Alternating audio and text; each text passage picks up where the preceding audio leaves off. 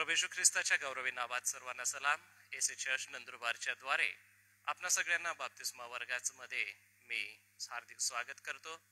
आपल्या मंडळीचे सिनियर पाळक वर्ग बाप्तिस्मा वर्गाचा एक विषय घेत आहेत. आज सन्माननीय आपल्या मंडळीचे वडील पाळक रेव्हरंड राजू मार्गे पाळक साहेब हे पाप हा महत्वपूर्ण विषय शिकवणार आहेत. हे अध्ययन डॉक्टर रेव्हरंड जी जयकर पाळक साहेबांनी अध्ययन करून बाप्तिस्मा वर्ग हे विद्यार्थ्यांसाठी दिलेला आहे.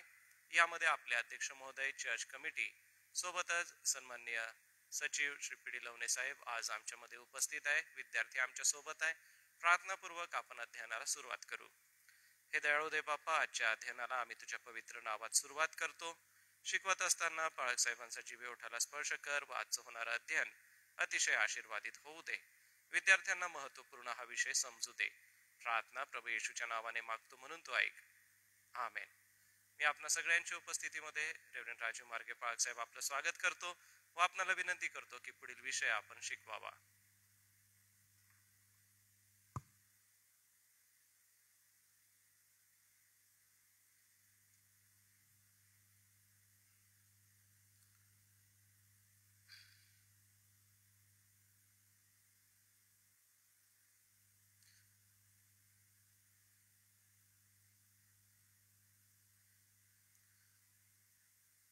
आज संध्याकाळी प्रभूला धन्यवाद देतो आणि आपणा सर्वांना सलाम सांगतो की मला ही संधी उपलब्ध करून दिली. एसी चर्च अध्यक्ष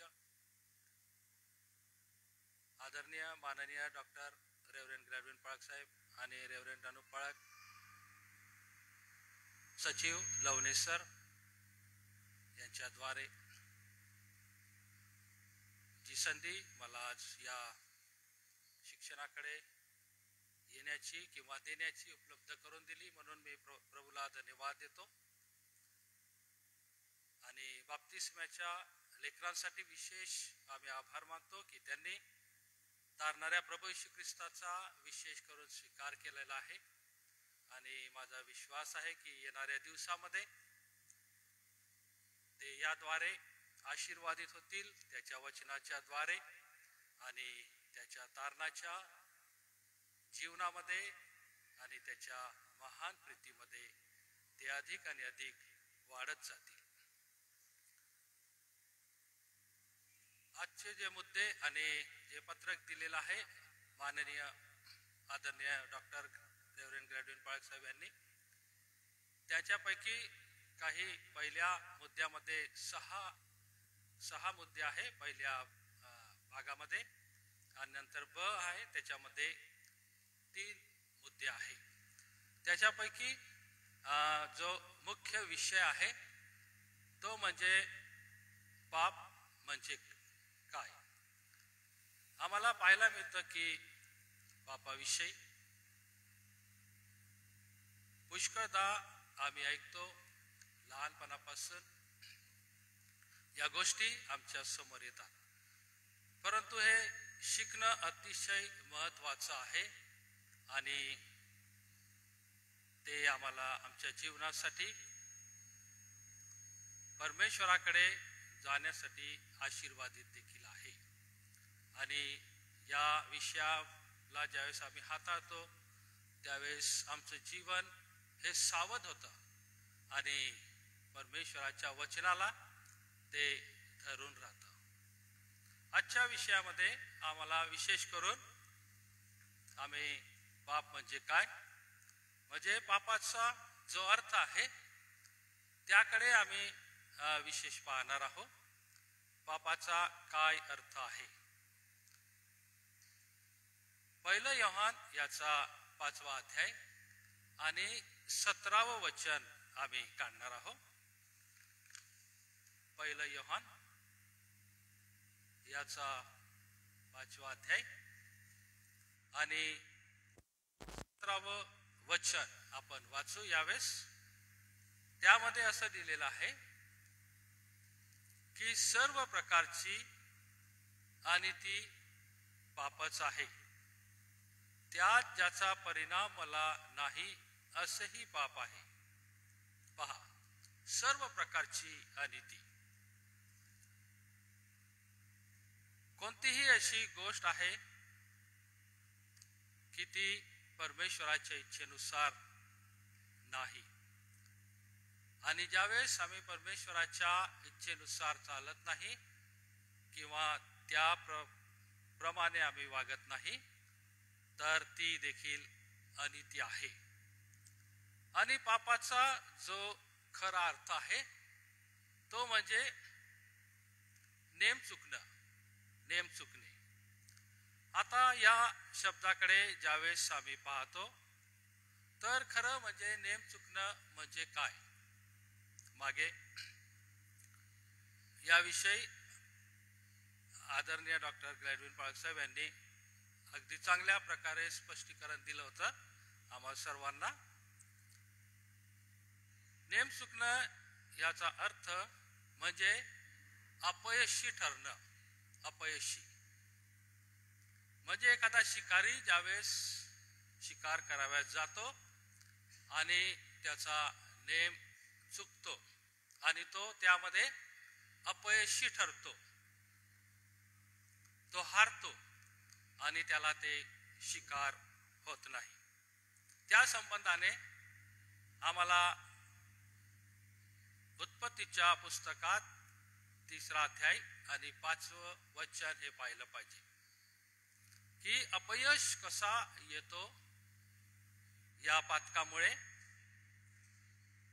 मनुष्याच्या जीवनामध्ये. त्या संबंधाने आम्ही वाचू. सर्प स्त्रीला म्हणाला, उत्पत्ती 3रा अध्याय 5वं वचन, सर्प स्त्रीला म्हणाला, तुम्ही खरोखर मरणार नाही. शैतानाने तुम्ही खरोखर मरणार नाही असं तो म्हणाला. ज्यावेळेस शैतान हा त्या बागेमध्ये येतो आणि तो त्या स्त्रीला भुलवितो आणि त्याविषयी असं म्हटलेलं आहे की तिला तो म्हणाला की पहा, तू मरणार नाही, हे फळ खाल्ल्यावर तू मरणार नाही. आणि ती भुलवली जाते आणि त्या दिवशी मनुष्याच्या जीवनामध्ये अपयश येतं. स्त्रीला ज्यावेळेस शैतानाने या गोष्टी सांगितल्या त्यावेळेस पहा, हवाबाई म्हणजे स्त्री ही भुलवली गेली आणि तिला खरंच वाटलं की मी खरोखर मरणार नाही. आम्ही जर उलट पाहिलं तर आम्हाला पाहायला मिळतं की तिला मरण हे तिला माहिती नव्हतं, परंतु तरीही शैतानाने तिला या गोष्टी सांगितल्या. यामध्ये आम्हाला पाहायला मिळतं की त्या दिवशी मनुष्याच्या जीवनामध्ये अपयश आला, अपयशी ठरले. ज्यावेळेस आम्ही परीक्षेची तयारी करतो, पुष्कळदा आमच्याकडून काहीतरी अभ्यासामध्ये चूक होते. कदाचित आम्ही आळशी असतो, कदाचित आम्ही लक्ष देत नाही आणि परीक्षा त्या वेळेमध्ये येऊन जाते आणि आम्हाला रिझल्ट ज्यावेळेस बघायला मिळतो तर आपण फेल असतो. याचा अर्थ की आम्ही त्या गोष्टीकडे लक्ष दिलं नाही. म्हणून स्त्रीने देवाच्या आज्ञेकडे लक्ष दिलं नाही तर शैतानाचं तिने ऐकलं आणि पहा, ती त्या दिवशी अपयशी ठरली. आणि म्हणून हा विशेष पापाचा अर्थ होतो आम्हाला पाहायला मिळतं की नेम चुकणं आणि अपयशी ठरणं, भलतंच काही करणं, या गोष्टीचा अर्थ, पापाचा अर्थ यामध्ये मोडतो. आता ज्यावेळेस आम्ही पापाची व्याख्या आम्हाला काही प्रमाणात करता येईल. पापाची व्याख्या, पाप म्हणजे देव किंवा दैवी कायद्याविरुद्ध एक अनैतिक कृत्य आहे. पाप म्हणजे देव किंवा दैवी कायद्याविरुद्ध एक अनैतिक कृत्य. पाप म्हणजे आध्यात्मिक आणि सामाजिक मूल्याचा ऱ्हास करणे आहे. दुसरी गोष्ट, पाप म्हणजे आध्यात्मिक आणि सामाजिक मूल्याचा ऱ्हास करणे आहे. तिसरी गोष्ट आम्ही पाहतो की पाप म्हणजे नीती आणि तिचा विचार न करता उन्मत्तपणाने भलतेच काही करणं, आणि त्यालाच अर्थ देता येतो आम्हाला या पापाचा, म्हणजे नेम चुकणं.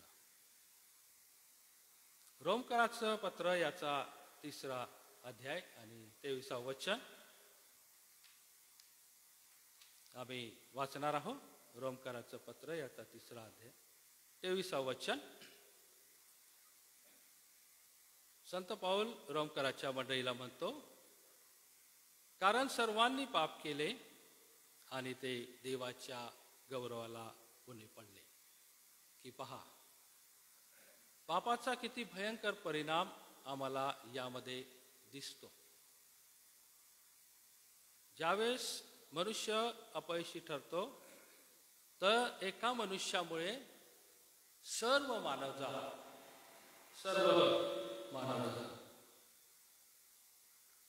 ही परमेश्वराच्या गौरवाला उणे पडले, अपयशी ते ठरले. आज सर्व मानवजात पवित्र देवाच्या आदर्शाला उणे पडलेले आहेत, आणि म्हणून हाच अर्थ खरा पापाचा होतो. दुसरी गोष्ट आम्ही पाहू की त्या पहिल्याच मुद्द्यामध्ये की देवाविरुद्ध बंड उभारणे व स्वेच्छेने देवाच्या आज्ञेचा भंग करणे होय. देवाविरुद्ध बंड. बंड या शब्दाचा अर्थ म्हणजे प्रस्थापित सत्ता किंवा सामाजिक व्यवस्था उलथून टाकण्यासाठी केलेला ठराव म्हणजे बंड आहे. यामध्ये आम्हाला काही विश्लेषण करता येईल नंतर, परंतु या गोष्टीकडे आम्ही विशेष पाहिलं तर दुसऱ्या गोष्टीमध्ये असं म्हटलेलं आहे की बंड करणे म्हणजे तुम्ही असहमत किंवा करण्यास नकार दिलेल्या गोष्टीविरुद्ध युद्ध करणे, यालाच बंड म्हटलेलं आहे. आणि त्यामध्ये आम्हाला काही उदाहरणं आम्हाला पाहता येईल की देवाविरुद्ध जे बंड पुकारलं त्या कशा प्रकारे पुकारलं गेलं याविषयी आम्हाला पाहता येईल. आणि म्हणून स्तोत्र संहिता 78 आम्ही काढणार आहोत आणि 5, 6, 7 वचनं आम्ही वाचणार आहोत. स्तोत्र संहिता 78 मी वाचतो आपल्यासाठी. त्याने याकोबासाठी निर्बंध स्थापिले, त्याने इस्रायलासाठी नियमशास्त्र केले. त्याने आमच्या वडिलांना आज्ञा केली की त्यांनी ते आपल्या वंशजांना शिकवावे आणि पुढच्या पिढीने म्हणजे पुढे जन्मास येणाऱ्या संततीने या गोष्टी जाणाव्यात. पहा, इस्रायल लोकांच्या बाबतीमध्ये आम्हाला शिकायला मिळतं की परमेश्वराने त्यांना जे नियमशास्त्र दिलेले होते ते त्यांना स्वतः शिकायचं होतं आणि आपल्या लेकरांना, त्यांच्या पुढच्या पिढीला देखील ते शिकवायचं होतं. परंतु यामध्ये आम्हाला बंडाचा उल्लेख विशेष करून दिसतो की त्यांनी आपल्या जीवनामध्ये विसरले, त्यांना विस्मरण झालं. त्यांनी परमेश्वराच्या गोष्टी आठवल्या नाही आणि यामुळे त्यांनी परमेश्वराविरुद्ध बंड केलं. त्याविषयी काही गोष्टी आम्ही 10 वचनामध्ये, वचन 10 स्तोत्रसंहिता 28 आणि वचन 10 मध्ये आम्हाला पाहायला मिळतं की ते हट्टी व बंडखोर वृत्तीचे झाले, म्हणजे त्यांचं जीवन देवाच्या स्वाधीन नव्हतं असं या वचनामध्ये म्हटलेलं आहे. आणि 78 10 वचन, म्हणजे ते देवाच्या स्वाधीन नव्हते आणि ते हट्टी आणि बंडखोर झालेले होते. म्हणजे शिरजोरपणाची वृत्ती व देवाची सत्ता यांना ते समर्पित नव्हते. आणि देवाचं अध्यक्ष करणे असे आहे की त्याच्या नियमशास्त्राप्रमाणे चालाव्यास ते कबूल नव्हते.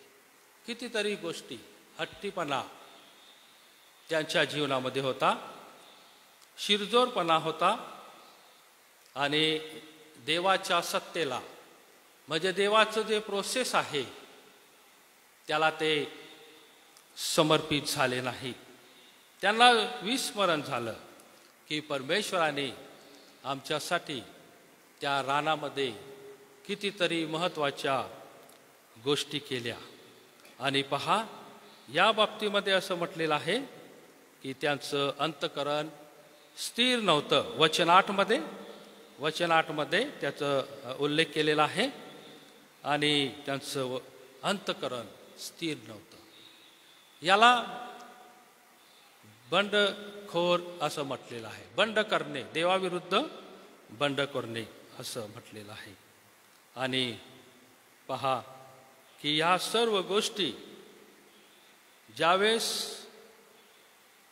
परमेश्वराच्या वचनामध्ये नमूद केलेल्या आहे त्यावेळेस आम्हाला पाहायला मिळतं की त्यांनी परमेश्वराविरुद्ध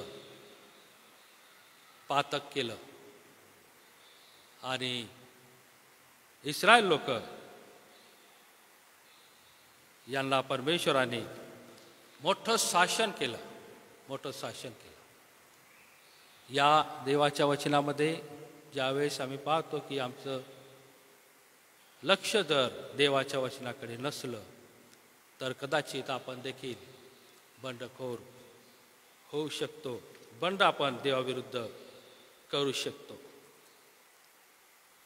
दुसऱ्या मुद्द्याकडे आम्ही जात आहोत की तरी सर्वप्रथम पाप हे शैतान बनलेल्या आद्य देवदूतांपैकी एकाने म्हणजे लुसिफर याने केले. सृष्टी निर्माण केल्यानंतर मानवाला त्याने फसविले आणि देवाविरुद्ध वागण्यास भुरळ घातली आणि मनुष्य पापात पडला. हा दुसरा मुद्दा पाळकसाहेबांचा आहे. त्याविषयी आम्हाला पाहायला मिळतं की मागे देखील याविषयी लाजरस पाळकांनी काही गोष्टी सांगितल्या. उत्पत्ती 3 अध्यायामधील ही घटना आम्ही पाहू शकतो. उत्पत्ती 3 अध्याय. आम्ही मागे विशेष करून 3 देवदूतांविषयी ऐकले आणि त्यापैकी एक देवदूत, त्याचं नाव लुसिफर आहे. पवित्र शास्त्रामध्ये 3 मुख्य देवदूताविषयी आम्ही मागे पण ऐकलं होतं. पहिला गॅब्रियल ज्याने संदेश दिला, दुसरा मिखायल जो युद्धासाठी सदैव तयार आहे, आणि तिसरा म्हणजे लुसिफर जो परमेश्वराची आराधना करणारा हा देवदूत होता. परंतु देवाच्या वचनामध्ये आम्हाला असं पाहायला मिळतं की पहा, त्याने मनुष्याला फसविलं आणि मनुष्याच्या जीवनामध्ये त्याने हस्तक्षेप केला. पवित्र शास्त्रामध्ये त्याने मनुष्याच्या जीवनामध्ये भुरळ घातली आणि म्हणून सृष्टी निर्माण केल्यानंतर मानवाला त्यांनी फसविले आणि देवाविरुद्ध वागण्यास भुरळ घातली. ज्यावेळेस परमेश्वराच्या सानिध्यामध्ये हा मनुष्य होता, म्हणजे आदाम आणि हवा, पहिला मानव, त्यावेळेस त्याने त्याची इच्छा पूर्ण करण्यासाठी ही भुरळ त्याने घातली आणि त्यामध्ये तो यशस्वी ठरला. कारण हा आद्य देवदूत होता आणि पवित्र शास्त्रामध्ये देवाची आराधना करणारा होता आणि त्याचा एकच उद्देश होता की मी परमेश्वरास समान व्हावं.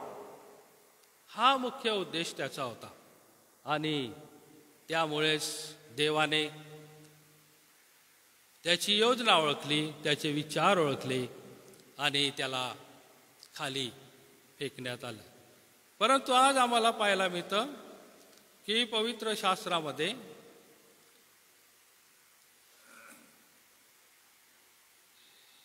शास्त्रभाग आम्ही यशया याचा 14 अध्याय 12 ते 15 आम्ही वाचणार आहोत. यशयाचं पुस्तक याचा 14वा अध्याय आणि 12 ते 15 आपण काढू.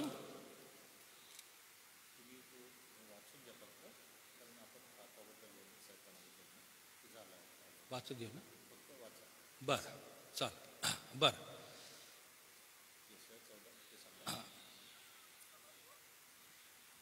हा, आपण वाचू. यशया 14, 12 ते 15.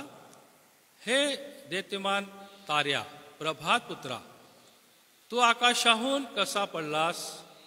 राष्ट्रास लोळविणाऱ्या तुला धुळीस कसे टाकिले? जो तू आपल्या मनात म्हणालास, मी आकाशात चढेन, देवाच्या तारंगणाहून माझे सिंहासन उंच करीन. उत्तर भागातील देवसभेच्या पर्वतावर मी विराजमान होईल. मी मेघावर आरोहण करेन, मी परात्पराच्या समान होईल.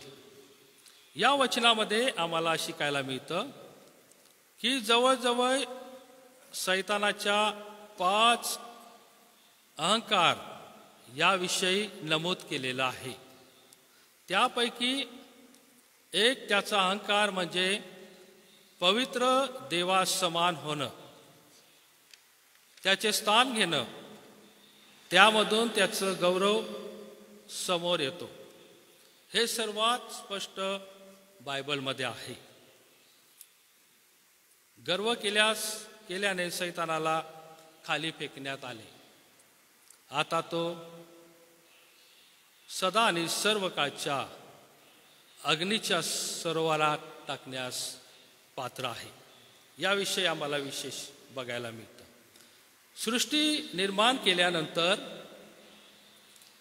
मानवाला त्यांनी फसवलं आणि देवाविरुद्ध वागण्यास भुरळ घातली. पवित्र शास्त्र आम्हाला शिकवतं की ही सैतानाने एदेन बागेमध्ये प्रवेश केला आणि मानवाला त्यांनी फसवलं. काही वचनं आपण वाचू शकतो. लूक 22:3 मी आपणासाठी वाचतो. तेव्हा 12तील एक शिष्य यहुदा इस्करा म्हटलेला यहुदा याच्यामध्ये तो शिरला. उत्पत्ती 3 अध्याय आणि 5व्या वचनामध्ये देवालाही ठाऊक आहे की तुम्ही त्याचे फळ खाल, त्या दिवशी तुमचे डोळे उघडतील आणि तुम्हास बरे वाईट कळू लागून तुम्ही देवासमोर व्हाल.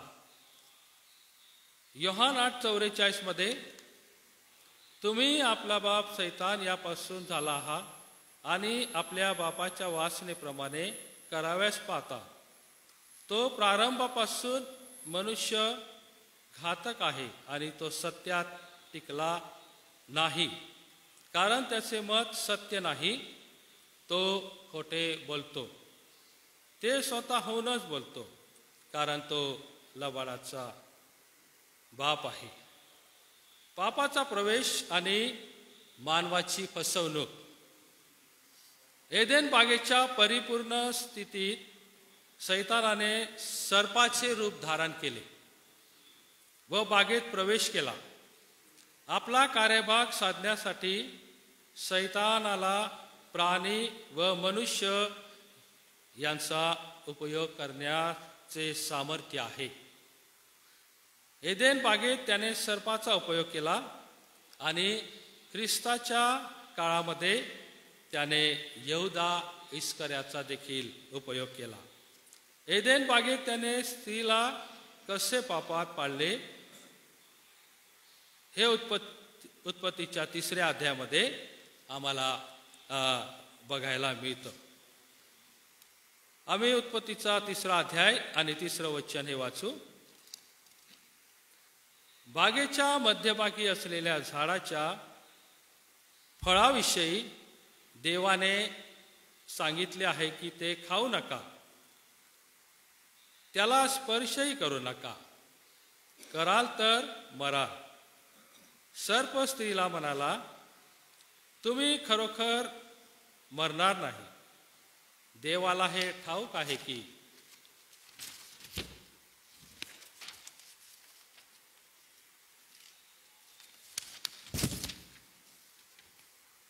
तुम्ही त्याचे फळ खाल, त्याच दिवशी तुमचे डोळे उघडतील आणि तुम्हास बरे वाईट कळू लागून तुम्ही देवासमोर पहा.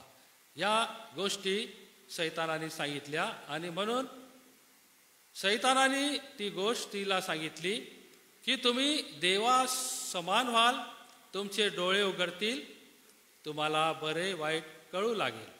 आणि त्यावेळेस सैतानाने स्त्रीला फसवले आणि तिने आपला सोबती आदाम याला देखील ते फळ खावयास दिले. आणि आता हवा आणि आदाम यांची फसवणूक करून सैतानाने या दोघांनाही पापात पाडले.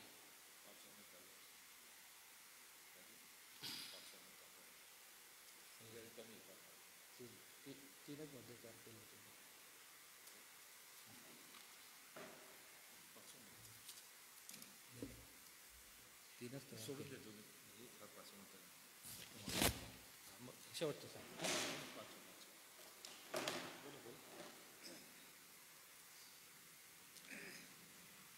पापात पाडले. आम्ही बघतो की मानवाने पाप केल्यामुळे मनुष्य जातीमध्ये पापाचा प्रवेश झाला.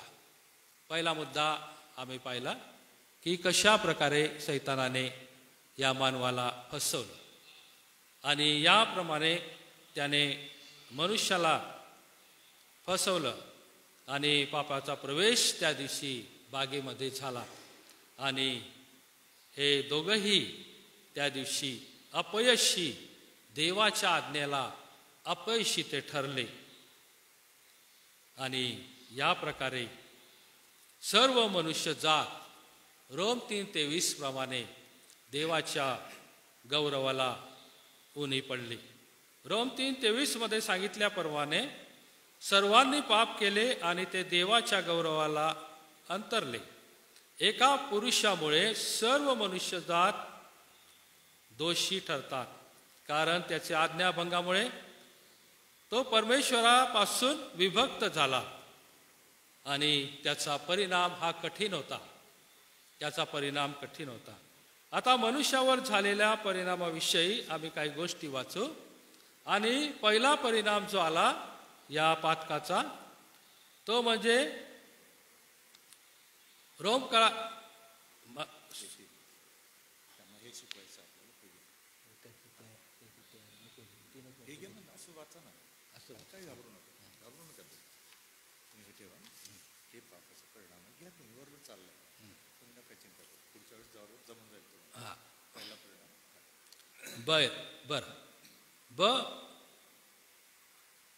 पापाची 3 क्षेत्र याकडे आम्ही विशेष लक्ष 3 प्रकारचे परिणाम जे आपण त्याच्याकडे विशेष लक्ष लावणार आहोत. पहिला जो परिणाम आहे पापाचा दंड, पापाची सत्ता व पापाचं सानिध्य.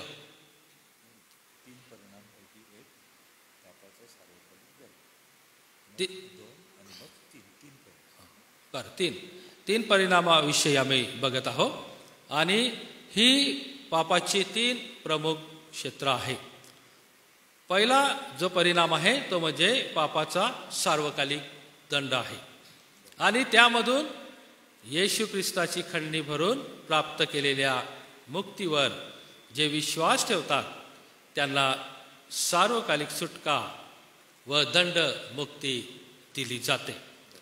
जे या दंडामधून सुटतात त्यांना पुन्हा दंडाज्ञा नाही. दुसरा मुद्दा आपण घेतो, दुसरा परिणाम पापाची सत्ता. जे प्रभू येशू ख्रिस्ताचे झाले आहेत ते सर्व पापाच्या सत्तेखालून सोडविण्यात आलेले आहे.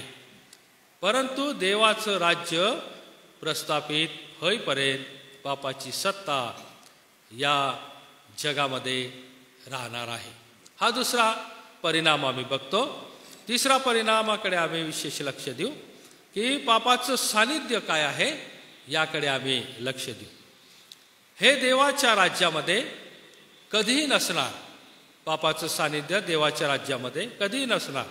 देवाचे सर्व काळ निवडलेले व उद्धार पावलेले लोक देवाच्या सानिध्यामध्ये सदा आणि सर्व काळ राहणार आहे. असून ते तेथे पापाचं सानिध्य कधीही नसणार नाही. आणि तिसरी गोष्ट आम्ही पाहणार आहोत, चौथी गोष्ट म्हणजे पापावर विजय व पापाचा शेवट. पापावर विजय आज शक्य आहे. पापावर विजय कारण प्रभू येशूने पापाला पराभूत करून स्वतःला जिंकलेला आहे.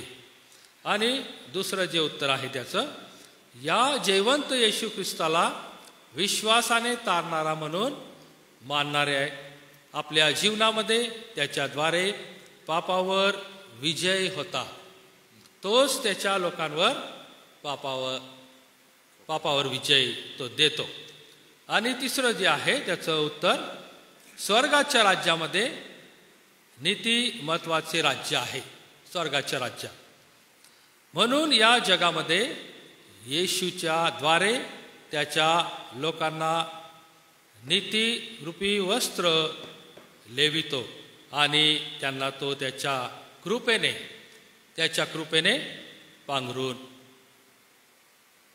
पांघरून घालतो. ह्या प्रकारे आम्हाला पाहायला मिळतं. आणि पुढचं 1-2 मिनिटं तुम्हाला पण शिकतो करायचं. 2 प्रश्न त्यांनी सोडवायचे. बरं, यावेळेस आम्ही पुष्कळ गोष्टी पाहिलेल्या आहे बाप्तिस्मा वर्गाने. काही प्रश्न आहे आम्हाला ते आपण लिहून घ्यावं. काही प्रश्न आहेत तुम्हाला विचारले जातील, त्याची उत्तरं परीक्षेच्या वेळेला तुम्ही द्यायची आहे.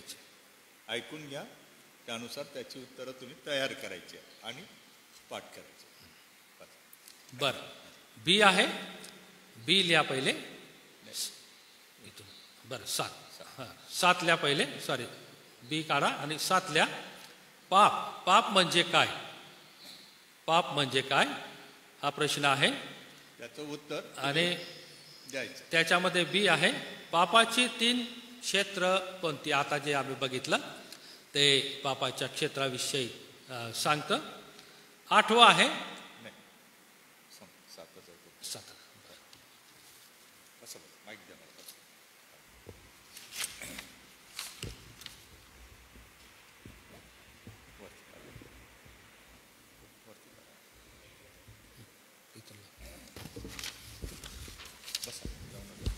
मी पाळक साहेबांचं मनपूर्वक आभार मानतो. सोबतच ह्यावरती अधिक मार्गदर्शन व इंग्रजी भाषेमधून जे ऑनलाईन विद्यार्थी बघत आहे आपल्यासाठी सन्मान्य डॉक्टर रेव्हरंड जी जयकर पाळक साहेब पुढील अध्ययन घेतील.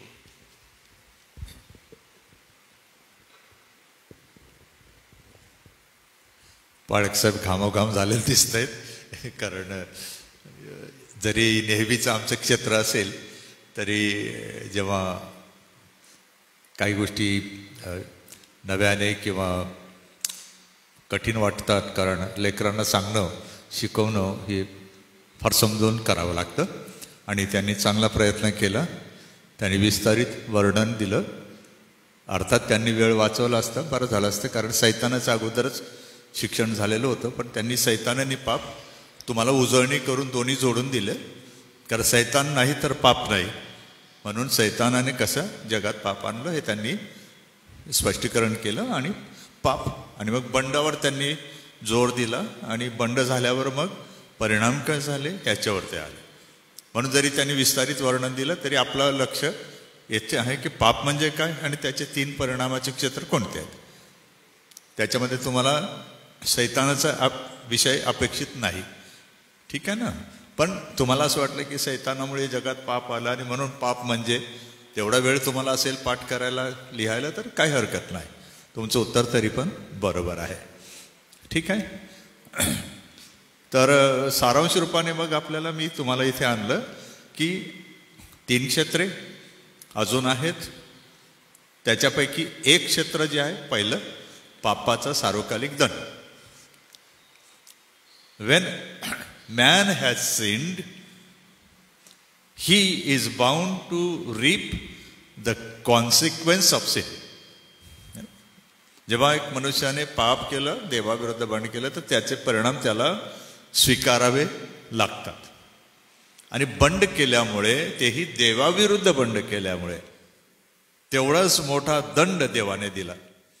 आणि किती मोठा दंड दिला की जोपर्यंत मनुष्य या जगात जिवंत राहील तोपर्यंत, निर्मितीपासून ते जेव्हा ज्या जगाचा शेवट येईल तोपर्यंत प्रत्येक मनुष्य कोणाच्या स्वाधीन केला गेला?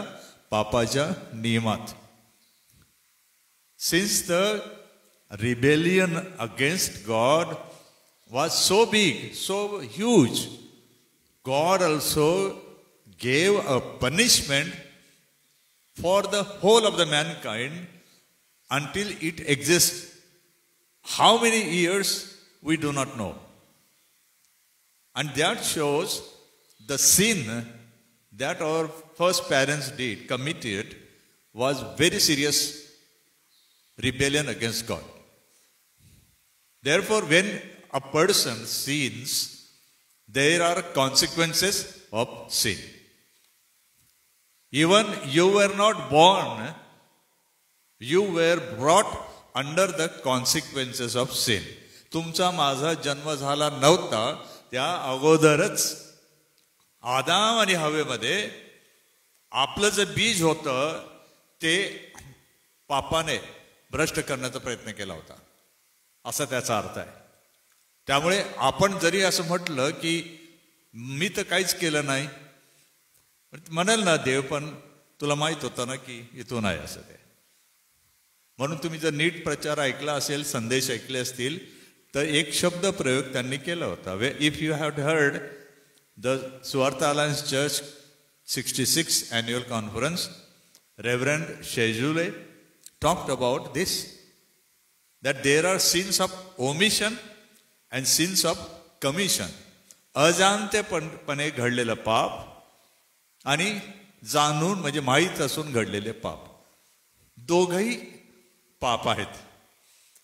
काही जणांना माहीतच नाही की पाप केलं, समजत नाही, अजाणतेपणे आहे. Sin of omission. Sin of commission म्हणजे नको सांगितलं, घडलं माझ्याकडून.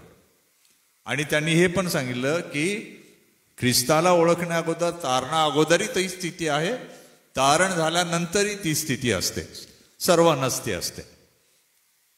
Even Wien you were not saved, I was not saved, I was bound for since of omission and commission. And even after my born again experience or salvation, I am still reaping the consequence of sins of omission and sins of commission. Remember that. Then the question here is given, how do I get redemption from my sin? माझ्या पापांची मला मुक्ती कशी मिळेल? तर साधा तिथे पाळीसाहेबांनी अधूनमधून त्याला टाकलंच आहे, परंतु पहिली गोष्ट म्हणजे पश्चाताप करणे, वळणे, देवाकडे परत येणे. देवाकडे म्हणजे तारणाऱ्या देवाकडे, भाकर देणाऱ्या देवाकडे नाही, चमत्कार करणाऱ्या देवाकडे नाही, आरोग्य देणाऱ्या देवाकडे नाही, तर कोणत्या देवाकडे? जो उद्धार करता देव आहे, जो माझ्या पापाची मला काय देतो? क्षमा देतो. तो देत नाही असं नाही, तो आपल्या गरजा भागवत नाही असं नाही, कारण प्रभूने शिकवलेली प्रार्थना आपण करतो ना, आम्हाला आमची रोजची भाकर आज आम्हास दे, तर त्या आपल्या गरजा आहेत. If I realize that I am bound to the law of sin of omission and commission, the redemption is in a redeemer, and that redeemer God is Lord Jesus Christ. ही सुटका मला ख्रिस्तामध्ये मिळते. कशी मिळते? पण त्याच्याकडे तारणारा म्हणून वळल्यावर. ठीक आहे, पण अनेक आहेत उदाहरणं, तुमचा अभ्यास त्याच्यासाठी नाही आहे, पण तुम्ही वाचू शकाल की लोक आले ना येशू ख्रिस्ताकडे, त्यांच्या गरजा त्याने भागवल्या ना, आरोग्य दिले ना, चमत्कार केले ना, लाजार मेला होता तर तो जिवंत केला ना, 4 दिवसांचा सडलेलं प्रेत है ना, जिवंत केला ना, सगळे परत मेले ना, आंधळा परत मिळाला, लंगडा परत मेला, रक्तस्रावी स्त्री परत मेले ना ते लोक. मग त्यांच्या पापांची सुटका झाली का? आपल्याला माहित नाही, पण काही वेळेला येशूने सांगितलं ना, जा आता पाप करू नको, तुझी सुटका तुझ्या विश्वासाने झाली आहे. सिन नो मोर. याचा अर्थ पापांची क्षमा पण मिळाली ना, पण मृत्यू आला तरी त्यांची पापांची क्षमा झाली होती म्हणून मृत्यू तरी परत आला. परंतु मग पश्चाताप कशासाठी करतो आपण? या मृत्यूनंतर जो दंड आहे पापाचा, जे आपण 3 क्षेत्र पाहिले, सार्वकालिक दंड तो मला मिळू नये. What is redemption? What is salvation? What is the deliverance from the penalty of sin? It is deliverance from it for ever. Second, the rule of law of sin, dominance of sin over our lives. आपल्यावर पापाची सत्ता. आपण वळल्यामुळे ख्रिस्ताकडे आलो, त्याने आपल्या पापांची क्षमा करून म्हणजे सुटका देऊन आपल्याला मुक्त केलं. आता कोणाची सत्ता आपल्यावर आहे? प्रभू येशू ख्रिस्ताची सत्ता आहे, असा त्याचा अर्थ आहे. पापात राहिल्याने सैतानाची सत्ता राहील, त्याचा शेवट काय होईल? सार्वकालिक दंड. मग येशू ख्रिस्ताकडे वळल्यावर पापांच्या पश्चातापामुळे मला तारण मिळाल्याने काय परिणाम मिळेल? मला सार्वकालिक जीवन, असा त्याचा अर्थ आहे. आणि तिसरं होतं की पापाचं सान्निध्य, द प्रेझेन्स ऑफ सिन. इंग्रजीमध्ये त्या 3 गोष्टी अशा आहेत: the penalty of sin, the power of sin and presence of sin. हे तुम्हाला विचारलं जाईल की 3 क्षेत्र कोणती? What are the 3 areas of sin? You have to answer this. 3 areas of sin is पापाचं सार्वकालिक दंड, the penalty of sin. Second, the power, the rule of sin. And third, the presence of sin. Presence म्हणजे जेथे सैतान आणि पाप सुद्धा नसेल. आता वेळ नाही, आपल्याला थोडा वेळ झाला आहे, हरकत नाही. But when once you are delivered from the penalty of sin and power of sin, so after life entering into the kingdom of God, there will be no presence of sin, because in the kingdom of God there is no sin. It doesn't exist in the kingdom of God. मग आपल्याला तिथे परत भीती राहणारच नाही ना. तिथे अशी प्रार्थना करू का मग आपण, अरे दे बाप्पा काय करावं, सैतान फार त्रास देतो, पापात पाडतो, मोहात पाडतो. प्रार्थना होईल का ती? नाही ना. Will you pray like this in the heaven when there is no presence of sin? Oh God, please forgive me my sins. The devil is so dangerous and the sin is so horrible. You will not need to pray like that. Rather, you will glorify God. You will thank God for keeping you away from the presence of sin forever and ever. That is we call the Christian life and the faith in Christ Jesus. आणि म्हणून पापाचा विजय आणि शेवट तो तुम्हाला दिलेलाच आहे की रोज मी सारांश रूपाने सांगितलं की then since this is this it is very important to understand the sin.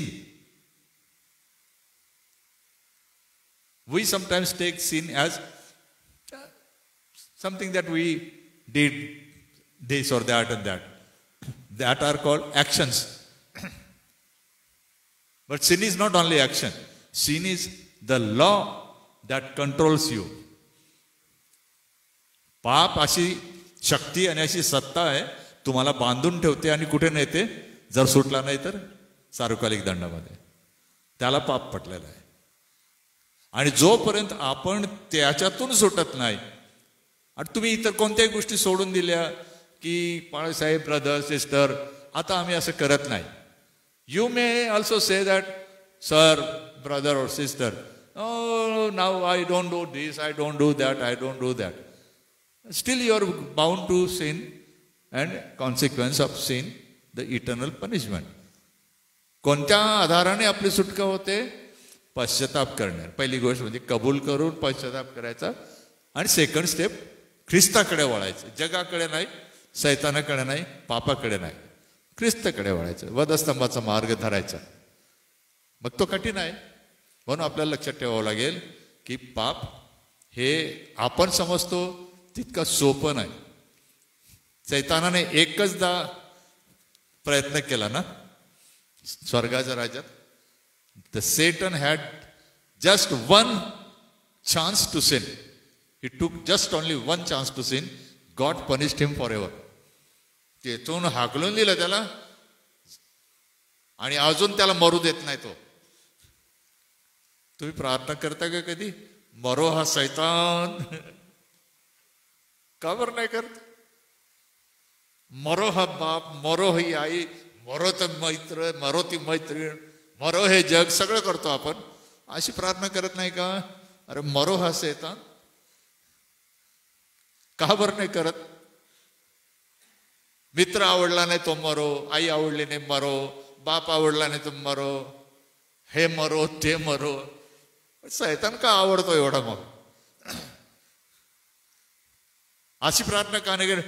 पाप मरो, नष्ट हो, चिलगून जावो, याला आग लागो. त्याला आपण म्हणतो अशा देवाविरुद्धच्या शक्तींचा नायनाट होणं गरजेचं आहे. आणि देवाने आपल्याला मदत करायची आहे त्याला विजय मिळवायला, जो येशूमध्येच शक्य होतो. एक दिवसात होत नाही, हळूहळू होतो. सो आजचा धडा हा एवढाच आहे. पाप म्हणजे काय? देवाविरुद्ध बंड. या बंडाचे परिणाम आहेत आणि त्या परिणाम म्हणजे 3 आहेत आणि त्याच्यातून आपल्याला सुटायचं असतं. त्याला आपण म्हणतो पापातून सुटका. Today's lesson is oriented towards only 2 things. One is the sin. What is sin? Sin is rebellion against God. दुसरं आहे what are the 3 areas of sin or dangers of sin? One, the presence, the penalty of sin, the power of sin, and the presence of sin. You must focus only on those details and memorize them. या 3 गोष्टींवर तुम्हाला लक्ष द्यायचं आहे आणि पाठ करायचं आहे आणि परीक्षेत तुम्हाला ते विचारलं जाईल. बाकीचं वर्णन तुमच्या माहितीसाठी पाळेसाहेबांनी आम्ही केलेलं आहे. ठीक आहे. ह्या कागदांकडे लक्ष द्या, त्याचे प्रिंट ठेवा आणि प्रार्थनापूर्वक तुम्ही करा. आनंद वाटतो आज सगळे हजर झाले. मला वाटतं 1 आलं नाही, हरकत नाही. 5 होते वाटतं, पण काय हरकत नाही. Thank you very much for coming and may God continue to bless you and the church at Nandurbar. Reverend Anup Valvi, Rajiv, and also honourable Secretary of the Church, Mr. Pretty Lavne, and of course the whole body, which is expecting from you a very positive response towards baptism. Thank you. May God bless you and your families at the same time. मी माननीय पाळक साहेबांनी आभार मानले तरी देखील पुन्हा एक वार शब्दसुमनांनी reverend Raju मार्गे पाळक साहेब आपलं सोबत डॉक्टर रेव्हरंड जी जयकर पाळक साहेब आणि आज सन्माननीय सचिव महोदय हे नेहमीच आमच्या सोबत आहे पहिल्या तासापासून आजवर. सचिव महोदय यासोबतच आम्ही जे पाळक वर्ग या ठिकाणी आहोत, आम्हा सगळ्यांच्या वतीने जे ऑनलाईन बघत आहे ते आपणाला आम्ही सांगू इच्छितो. 7 विषय आपले पूर्ण झालेले आहे. आता 3च विषय राहिलेले आहे. तर अशा या 3च राहिलेल्या विषयांना देखील दर रविवारी 5 ते 6 या वेळामध्ये पूर्ण केलं जाईल. काही शंका असतील, काही अडचणी असतील, जर काही समजलं नसेल तर कृपा करून आपण आम्हाशी भेट घ्या, आमच्या संगती बोला किंवा रविवारी चर्च सुटल्यानंतर 5 मिनिटं थांबा, आमची भेट घ्या आणि आपल्या पाल्याच्या बाबतीत किंवा जे ऑनलाईन बघत आहे ते विद्यार्थी तुम्ही आमची भेट घेऊ शकता. कारण की बघा आता मार्च महिन्याचे 2 आठवडे राहिलेले आहे. एप्रिल महिन्यामध्ये आपण विद्यार्थ्यांना 17 तारखेला विधीपूर्वक बाप्तिस्मा देणार आहोत आणि सायंकाळी मंडळीमध्ये आपण त्यांना सहभागितेचा हात असा देणार आहोत.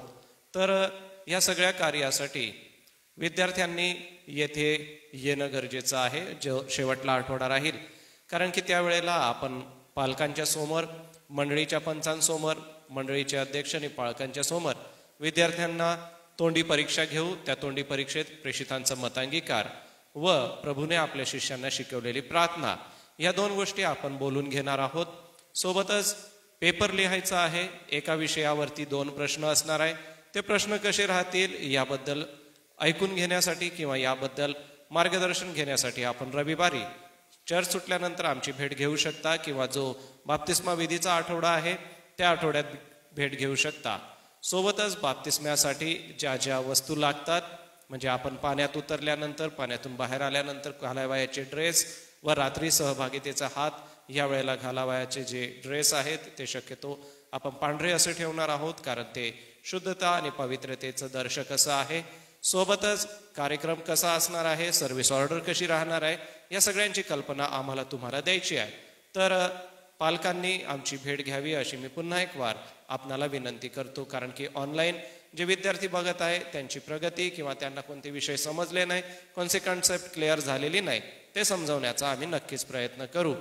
सोबतच प्रेषितांचा मतांगीकार तोंडपाठ करा. प्रभूने आपल्याला शिष्यांना शिकवलेली प्रार्थना ही देखील तोंडपाठ आपल्याला म्हणायची आहे.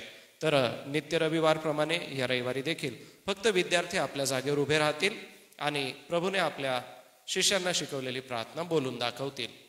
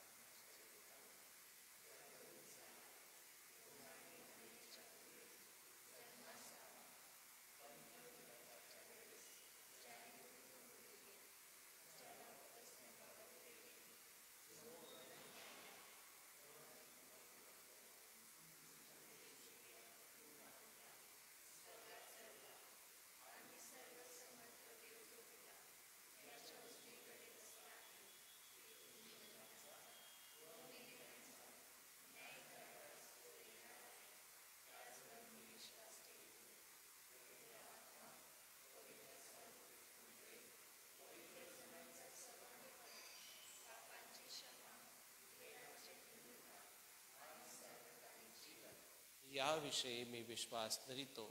आमेन. धन्यवाद. बसा तुम्ही. या वेळेला आपण ऑनलाईन प्रक्षेपण थांबवत आहोत आणि या विद्यार्थ्यांसोबत काही प्रश्नोत्तर आम्हाला करायची आहेत. त्यासाठी सचिव महोदय आहेत आणि पाळक वर्ग आहे, पंचमंडळ आहे. आम्ही थोडा वेळ या लेकरांसंगती बोलून 5-10 मिनिटात यांना आपण सोडणार आहोत. तत्पूर्वी मी शेवटी प्रार्थना करतो. आमच्या दयाळू प्रभू, आम्ही उपकार मानतो. आमचं एकत्र मिळणं प्रभू तुझ्या गौरवासाठी झालेलं आहे. विद्यार्थ्यांनी आज महत्त्वपूर्ण गोष्ट शिकून घेतली, ती त्यांच्या मनात बिंबून राहावी यासाठी तुझी कृपा दे. विद्यार्थ्यांना बाप्तिस्मा घेणं म्हणजे प्रभू समोर स्वीकार करणं, जगासमोर स्वीकार करणं, प्रभूचा स्वीकार करणं, हे अगदी मनात बिंबवून अधिक त्यांनी तुझ्या जवळ यावं यासाठी तुझी कृपा दे.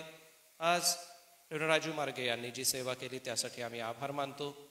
सन्माननीय डॉक्टर रेव्हरेंडजी जयकर पाळक साहेबांनी जी सेवा केली त्यासाठी आम्ही तुझी उपकार स्तुती करतो. हे सर्व कार्य प्रभू तू आशीर्वादित कर आणि याद्वारे तुझा गौरव होऊ दे. सारा आदर मान महिमा तुला असो. जे ऑनलाईन बघत आहे त्या प्रत्येक विद्यार्थ्याला आपली कृपा आणि अनुग्रह दे. प्रार्थना प्रभू येशूच्या नावाने मागतो म्हणून तो ऐक. आमेन. सर्वांना सलाम.